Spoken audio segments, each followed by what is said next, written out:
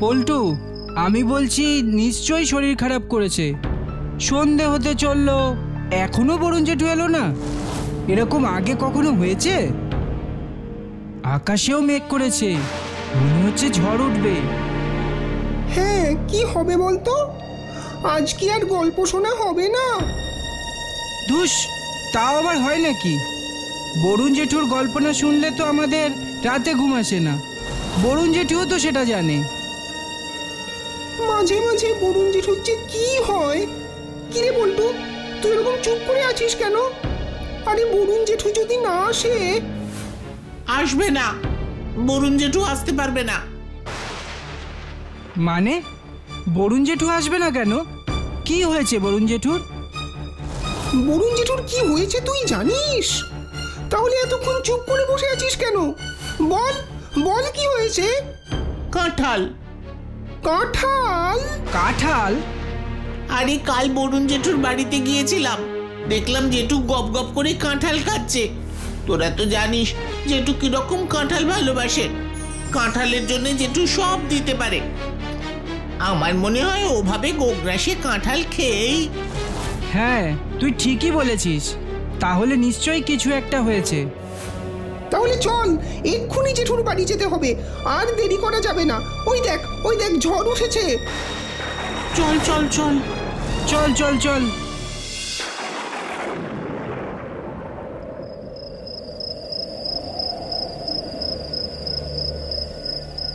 বরুণ জেঠু, ও বরুণ জেঠু! বরুণ জেঠু, ও বরুণ জেঠু, তুমি কোথায়? ও বরুণ জেঠু, তুমি কোথায় গো?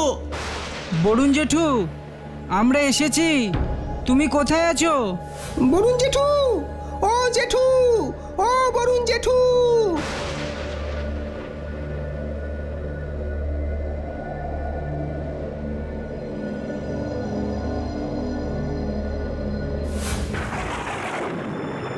ও বরুণ জেঠু, এই ঝড়ের মধ্যে দাঁড়িয়ে আছো কেন?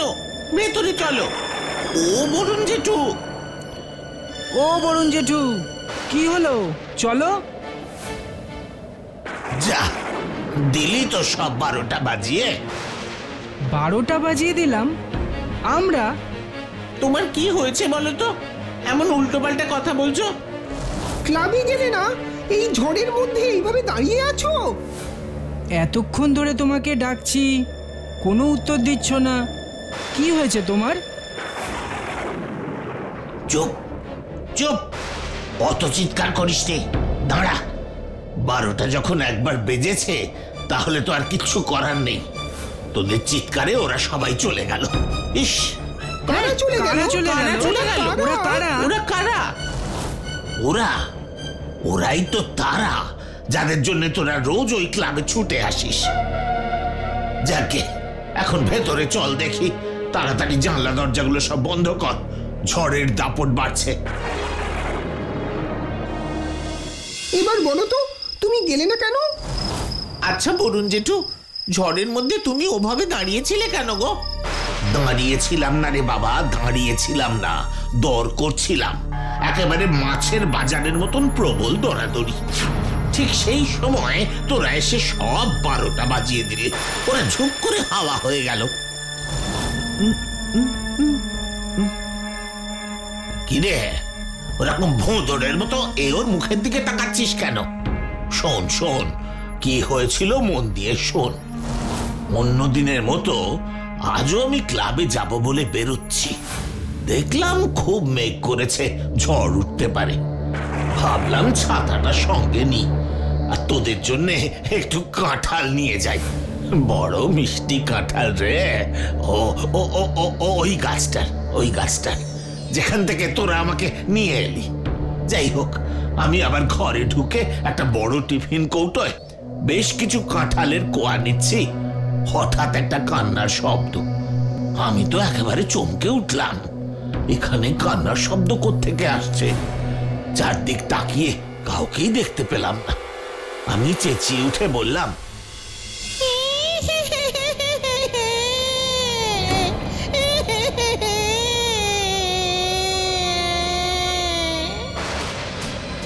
কে কে?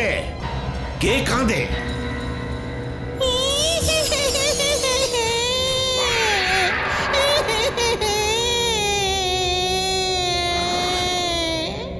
এই এই কে কে তুমি? এখানে এলে কোত্থেকে? আর কাঁদছই বা কেন?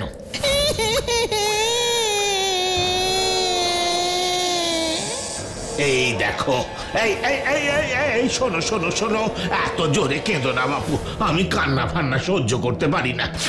আগে বলো তো কে তুমি, কি চাই তোমার? আপনাকে বিরক্ত করার জন্য কিছু মনে করবেন না স্যার। আমরা জানি আপনি আমাদের খুব পছন্দ করেন, বাচ্চাদের কাছে আমাদের গল্প বলেন। সেদিক থেকে দেখতে গেলে আপনি তো আমাদের ভালোই চান। আমরা আপনাকে বন্ধু বলে মানি, কিন্তু আজ এক প্রকার বাধ্য হয়ে আমরা মানে মানে আমি আর আমার পেতনি আপনার কাছে এসেছি। আপনি আমার পেতনিকে বাঁচান স্যার, ওর যদি কিছু হয়ে যায়।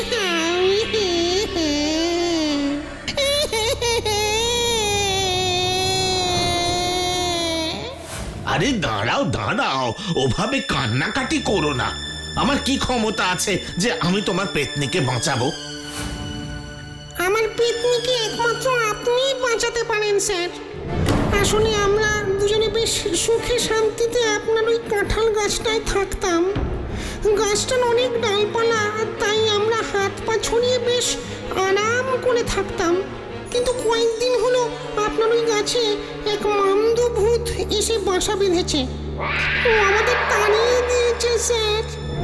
সত্যিতে আমরা ওর কাছে পেরে উঠবো না স্যার। বাধ্য হয়ে আমরা আপনার ওই নেড়া আমরা গাছে খুব কষ্টে সৃষ্টে বাস করছি। তোমরা ওকে বলনি যে ওখানে তোমরা থাকো, ওটা তোমাদের বাড়ি? বলেছি স্যার, কিন্তু ওই বদমাইশ মামদু ভূত কিছুতেই মানছে না। শেষেও আমাদের বলেছে যে এটা যার গাছ, সে যদি বলে তাহলে ও চলে যেতে পারে। তারপর তারপর তারপর কি হলো বরুণ জেঠু? তুমি সত্যি সত্যি মামদোর কাছে গেলে? হ্যাঁ গেলাম। ওই যখন তোরা কাঁঠাল গাছতলায় এলি তখনই আমি ওর সঙ্গে কথা বলছিলাম। আরে বাবা, সে কি সহজে ছেড়ে দেওয়ার পাত্র? একেবারেই রাজি হয় না। শেষে অনেক কষ্টে রাজি করালাম, কিন্তু আবার কিন্তু কেন বরুণ জেঠু? ছেড়ে দেওয়ার আগে ওর দাবি হলো ওকে 4খানা বড় বড় নাকি কাঁঠাল দিতে হবে। তোরা তো জানিস আমি কিরকম কাঁঠাল ভালোবাসি। 4টে ভালো কাঁঠালের জন্য আমি আমার পুরো মাসের পেনশনটাই দিয়ে দিতে পারি। তাই দরাদরি শুরু হলো। দেখুন, 4টের কমে গাছ আমি ছাড়তে পারবো না। হ্যাঁ, সে কি কথা? দেখো মামদো, আমি মরে গেলেও তোমাকে ওই 4টে কাঁঠাল দিতে পারবো না। খুব বেশি হলে ওই ওই ওই ওই 2খানা মতো দিতে পারি, তাও একটা ছোট আর একটা বড়। আচ্ছা, আপনার কথা থাক, আমার কথা থাক। আপনি আমায় বরং 3টে দিন। হ্যাঁ, সে কি? এখানে আমার কথা কোথায় রইল? তাছাড়া 3টে কাঁঠাল তোমার কি হবে বলো? হ্যাঁ, কাঁঠাল বেশি খেতে নেই মামদো, পেটের প্রবলেম হয়। ব্যাস, এই সময় তোরা পৌঁছে গিয়ে একেবারে সব 12টা বাজিয়ে দিলি। ওরাও চলে গেল। ভূত আর পেতনি তার জায়গা ফিরে পেল কিনা জানি না। আরে পেতনিটা বড় কাঁদছিল, বড় কাঁদছিল। মামদো 2টো কাঁঠাল নিয়ে কাঁঠাল গাছ ছেড়ে চলে গেছে স্যার। আপনাকে অনেক ধন্যবাদ। আপনি ভালো থাকবেন। কোনো রকম দরকার হলে জানাবেন।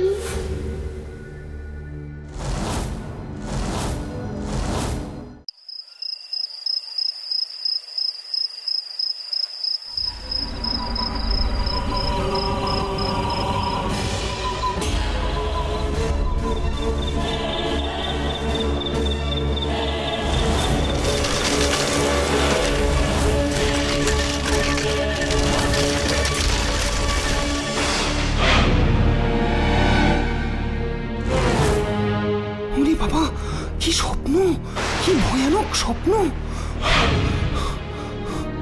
আজ সন্ধেবেলা ক্লাবে গিয়ে এই বরুণ জেঠুকে এই স্বপ্নের কথাটা বলতে হবে।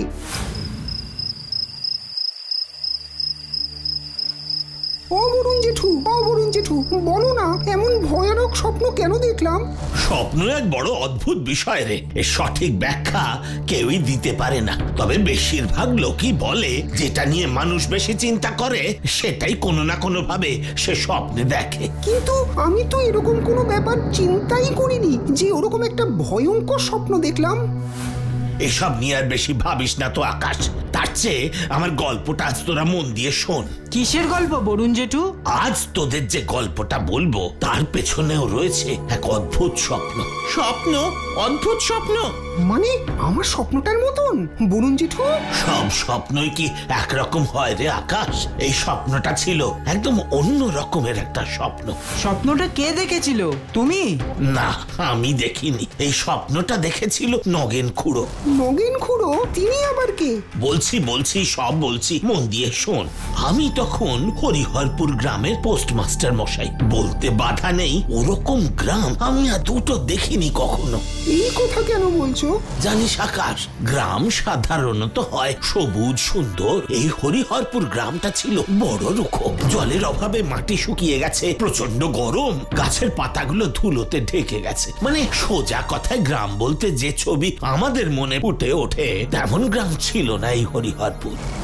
বুঝলাম, কিন্তু ওই স্বপ্নটার কি হলো এবার তো বলো। তা যাই হোক, সারাদিনে কাজের পরে বাড়িতে আর গরমে মন টেকতো না, তাই বেরিয়ে পড়তাম আড্ডা দিতে। কাদের সাথে আড্ডা মারতে? আমাদের একটা ছোট আড্ডা মারবার দল ছিল, সেখানেই আলাপ নগেন খুড়োর সঙ্গে। ভালো নাম নগেন বারুই। লোকটা বেশ হাসি খুশি, খোলামেলা মনের মানুষ। কিন্তু সেই মানুষ হঠাৎ কেমন পাল্টে গেল। কেন?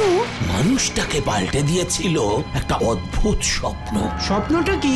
বলছি এক সন্ধ্যার আড্ডার আসরে দেখি নগেন খুড়ো একদম চুপচাপ হয়ে বসে আছে। আমি বললাম, ও নগেন খুড়ো, আজ কি হলো আপনার? হ্যাঁ, এমন মাথা নিচু করে বসে আছেন কেন? মন মেজাজ ভালো নেই বুঝি?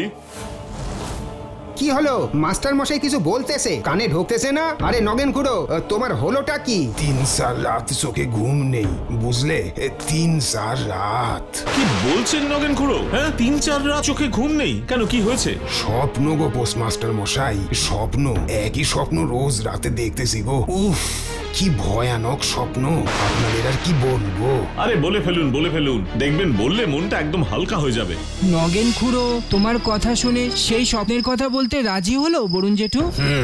হলো। তা কি বললো? বললো, জানেন পোস্টমাস্টার মশাই, কথা নেই বার্তা নেই, কোথা থেকে এক সাধু বাবা আমাকে স্বপ্নে রোজ দেখা দিচ্ছে। আর কি ভয়ঙ্কর তার চোখ দুটো।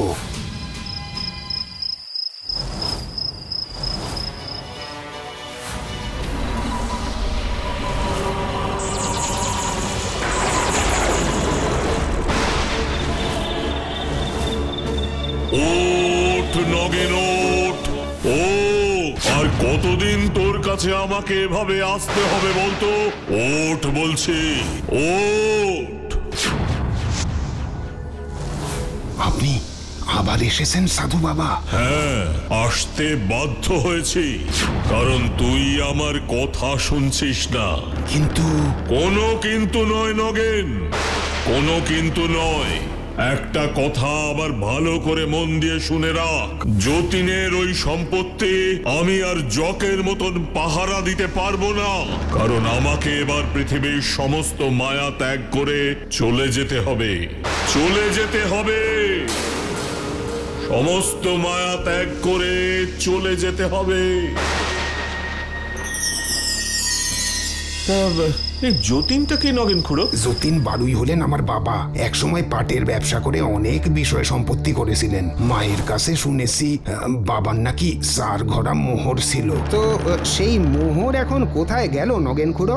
জানি না, কারণ সেই মোহরের ঘোড়া দেখার সৌভাগ্য আমার কখনো হয়নি। আচ্ছা, ওই সাধু বাবা আপনার বাবার সম্পত্তি বলতে ওই 4 ঘোড়া মোহরের কথা বলছেন না তো, যেটা উনি এতদিন জকের মতন পাহারা দিচ্ছেন? হ্যাঁ, হ্যাঁ, এটা কিন্তু আপনি মন্দ বলেননি গো পোস্টমাস্টার মশাই। হতেই পারে সাধু বাবা ওই মোহরের কথাই বলতেছেন। কিন্তু 4 ঘোড়া মোহর উনি কোথায় পাহারা দিচ্ছেন? আচ্ছা, সেই সম্পর্কে সাধু বাবা স্বপ্নে আপনাকে কিছু বলেননি? বলেছেন, সেই ব্যাপারেও বলেছেন। কি বলেছেন? এই হরিহরপুর গ্রামের একদম উত্তর দিকে যে বাঁশ বন আছে, সেইখানেই নাকি আমার বাবা যতীন বারুইয়ের সমস্ত সম্পত্তি উনি পাহারা দিতেছেন। বাঁশ বনের সম্পত্তি? Interesting, very interesting. তারপর তোমরা কি করলে বরুণ জেঠু? সেই দিন রাতেই আমরা সবাই মিলে সেই বাঁশবনে যাব বলে ঠিক করলাম। রাতের অন্ধকারে কি আমাদের এই গভীর বাঁশবনে ঢোকা ঠিক হবে পোস্টমাস্টার মশাই? যদি ভয় লাগে তো আপনারা নাই যেতে পারেন, কিন্তু আমি যাবই।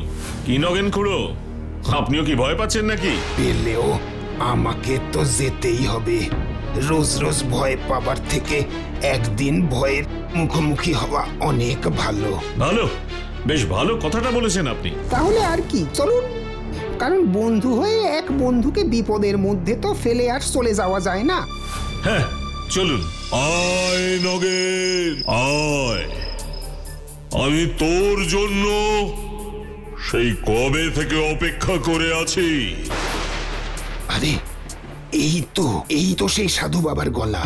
আপনি ঠিক বলছেন নগেন খুড়ো? হ্যাঁ হ্যাঁ, একদম ঠিক চিনেছি পোস্টমাস্টার মশাই। এই কণ্ঠস্বর কি ভোলা যায়? সাধু বাবা, আপনি কোথায়? আরো ভেতরে ঢুকে আয়। চলুন তো দেখি। আমরা এসে গেছি সাধু বাবা। জানি। ওরে বাবা, কি ভয়ঙ্কর রূপ আপনার সাধু বাবা। ভয় পাস না। এবার বলুন সাধু বাবা, নগেন খুড়োর বাবা যতীন বারুইয়ের কোন সম্পত্তি আপনার কাছে আছে? সেটা বলবো বলেই তো নগেনকে আমি এখানে ডেকেছি। আর আমরা নগেন খুড়োকে সাহায্য করতেই ওনার সঙ্গে এসেছি। আমি জানি। এবার শোন তোরা, এখান থেকে সোজা 10 পা গেলেই একটা কালো বড় পাথর দেখতে পাবি। সেই পাথর সরালেই খোঁজ পাবি সেই গুপ্তধনের। যা, আর দেরি করিস না, যা। তার মানে এইটাই সেই কালো পাথর যার নিচে আমার বাবার ধনসম্পদ লুকিয়ে রাখা আছে। তাই তো মনে হচ্ছে নগেন খুড়ো। চলুন চলুন, এবার পাথরটা সরিয়ে দেখা যাক।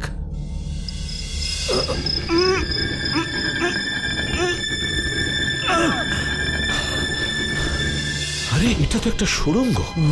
চলুন তো নগেন খুড়ো, আসুন সবাই নিচে নেমে দেখি। তার মানে আমার অনুমান একদম ঠিক ছিল নগেন খুড়ো। এবার চলুন, এই 4টে মোহরের ঘোড়া নিয়ে উপরে ওঠা যাক। হ্যাঁ হ্যাঁ, চলুন চলুন।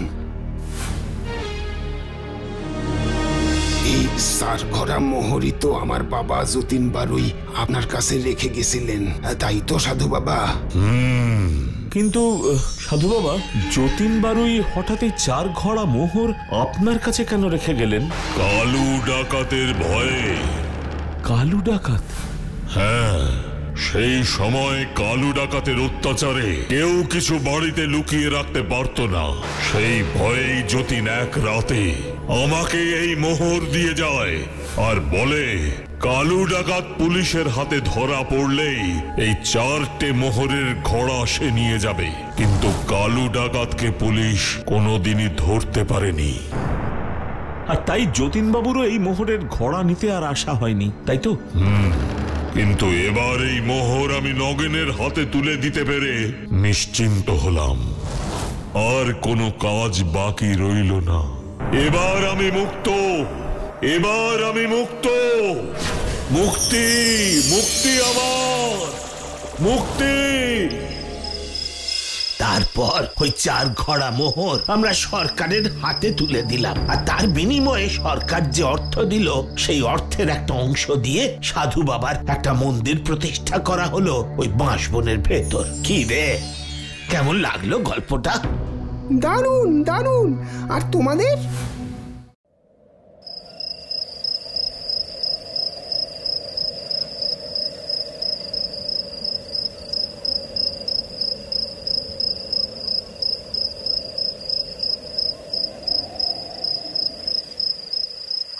সে এক ভয়ঙ্কর রাত। আমার জীবনে এমন ঘটনা আগে কখনো ঘটেনি। আজও সে ঘটনার কথা মনে পড়লে আমার গায়ে কাঁটা দিয়ে ওঠে।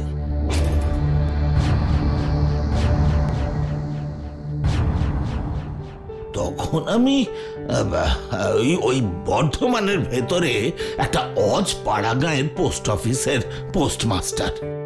অফিসের কাজের জন্য মাসে একদিন আমাকে সদরে যেতে হতো।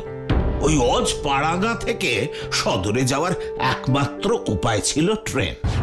সাধারণত আমি সকালে ট্রেনে গিয়ে সন্ধ্যার ট্রেনে ফিরে আসতাম, কিন্তু সেদিন আমার অনেকটাই দেরি হয়ে গিয়েছিল। তাই দৌড়তে দৌড়তে আমি শেষ ট্রেন ধরলাম।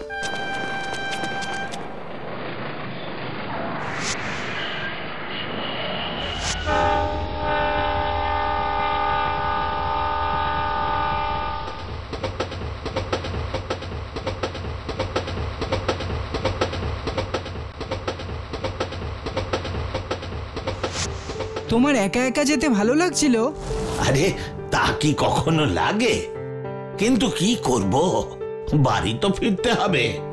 প্রচন্ড গতিতে ট্রেন চলছে, আর তার উপরে প্রচন্ড শীত। আমরা সবাই চাদর মুড়ি দিয়ে চুপ করে বসে আছি।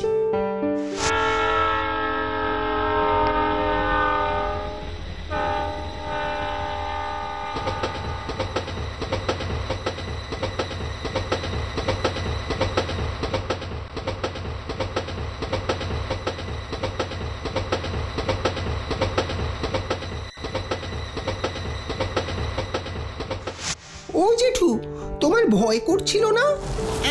ভয় করছিল না? আরে বাবা, জেঠু তো তখন অনেক বড়, চাকরি করে। না রে পল্টু, বড়দেরও ভয় করে। আমার তো মনে হয় ছোটদের থেকে বড়রা অনেক বেশি ভীতু। ঠিক বলেছো বরুণ জেঠু, ওর কথা ছাড়ো তো, তুমি বলো তারপর কি হলো? তারপর এক এক করে স্টেশন পেরোতে লাগলো, আর একজন দুজন করে লোক কমতে থাকলো। একে শীতকাল, তার উপর শেষ ট্রেন। তাই আমার কম্পার্টমেন্টে ওই 10 মতো প্যাসেঞ্জার ছিল। আমার পোস্ট অফিস থেকে ঘন্টাখানেক দূরত্বে প্রায় সকলেই নেমে গেল। পুরো কম্পার্টমেন্টে আমি একেবারে একা।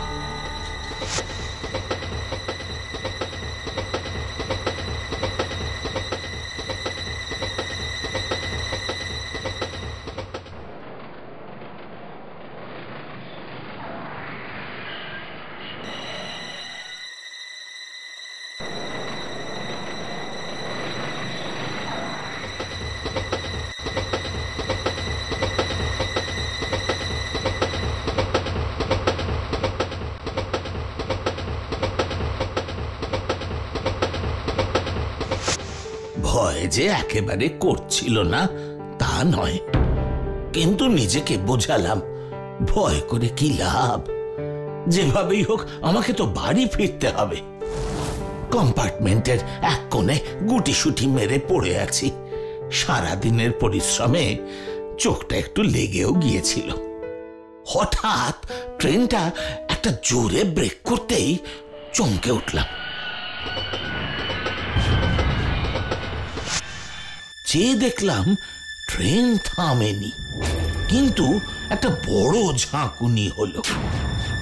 রুমাল দিয়ে চশমাটা মুছে চোখে পড়তেই অবাক হয়ে গেলাম। আমার জানলার উল্টো দিকে সিটে বসে আছে একজন লোক কম্বল মুড়ি দিয়ে। এবার কিন্তু আমি বেশ ভয় পেয়ে গেলাম।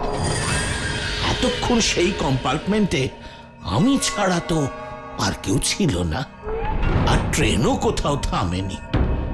তাহলে আমার সামনে বসে থাকা মানুষটা এলো কোত্থেকে? খুব সন্তর্পণে লোকটাকে দেখার চেষ্টা করতে লাগলাম। আমার এই দেখার চেষ্টাটা উনি বোধহয় খেয়াল করেছিলেন। হঠাৎ, খুব অবাক হচ্ছেন? না মানে অবাক হব কেন? কিসের অবাক? এই যে আমি হঠাৎ উদয় হলাম, এটা তো অবাক হওয়ার মতোই, তাই না? হ্যাঁ মানে না, আরে বাবা, সকলেই অবাক হয়। আপনি যদি অবাক না হন তাহলে সেটাই আমাকে অবাক করবে। না না মশাই, শেষ ট্রেন জনমনীষী নেই, একটু কথা বলার লোক পেলে তো বেঁচে যাই। আচ্ছা, আপনি কি ডেলি প্যাসেঞ্জার? এই শেষ ট্রেনেই ফেরেন? বলতে পারেন, আসলে আমার আসা যাওয়ার কোনো নিয়ম নেই। ও, ওই আমার মতো কোনো নির্দিষ্ট দিন নেই। তা আপনি যাবেন কোথায়? শেষ স্টেশন। শেষ? বাহ বাহ, খুব ভালো। এই পথটুকু অন্তত তবু একটা কথা বলার সঙ্গী পেলাম। আচ্ছা, ট্রেনটা তখন অত জোরে ঝাঁকুনি দিল কেন বলুন তো? আসলে আমার চোখটা একটু লেগে গিয়েছিল তো। আপনি তো ছিলেন, কি ব্যাপার বলুন তো? শুনবেন কি ব্যাপার? হ্যাঁ বলুন না। অত জোরে ট্রেনটা ঝাঁকুনি দিল অথচ দাঁড়ালো না, এরকম তো হয় না। হয় হয়, অনেক কিছুই হয়। আমরা আর কটা ঘটনার খবর রাখতে পারি বলুন তো? আজ থেকে প্রায় বছর 10 আগে এই লাইনের শেষ ট্রেনের একটা কামরায় আগুন লেগে যায়। শেষ ট্রেনে কেউ লুকিয়ে গ্যাস সিলিন্ডার নিয়ে যাচ্ছিল। কম্পার্টমেন্টের 20 প্যাসেঞ্জার, প্রত্যেকেই পুড়ে মারা যায়। ইস, কিন্তু ওই ঝাঁকুনিটা? ওটা চেন টানার ঝাঁকুনি, কিন্তু ড্রাইভার ট্রেন থামাননি, কারণ তিনি ভেবেছিলেন ট্রেনে ডাকাত পড়েছে। সে কি ভয়ঙ্কর! আরে দাঁড়ান দাঁড়ান, ভয়ঙ্করের আর কি দেখলেন মশাই?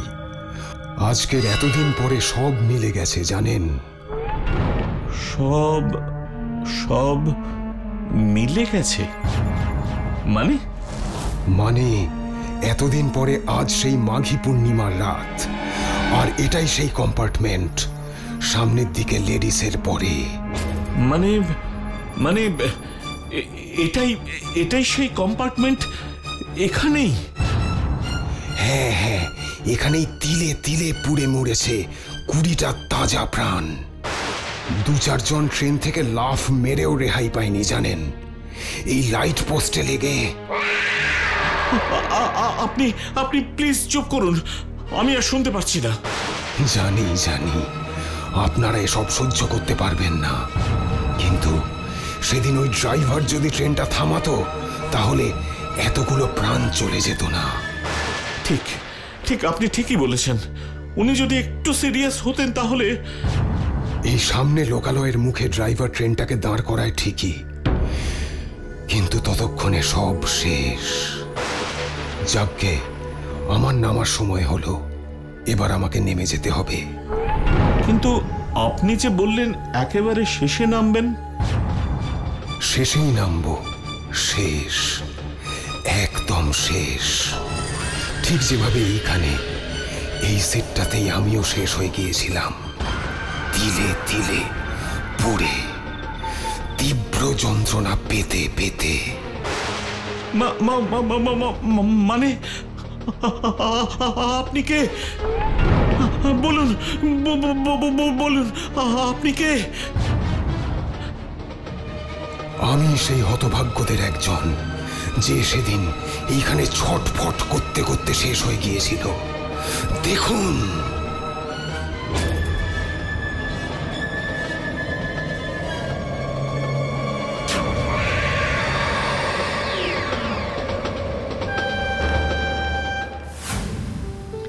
সেদিন আর আমি কিচ্ছু জানি না। যখন জ্ঞান ফিরল তখন দেখলাম আমি স্টেশন মাস্টারের ঘরে শুয়ে আছি। আমাকে তিনি পাখার বাতাস করছেন। আমার জ্ঞান ফিরেছে দেখে আমাকে বললেন, মাস্টার মশাই, আর কখনো শেষ ট্রেনে ফিরবেন না।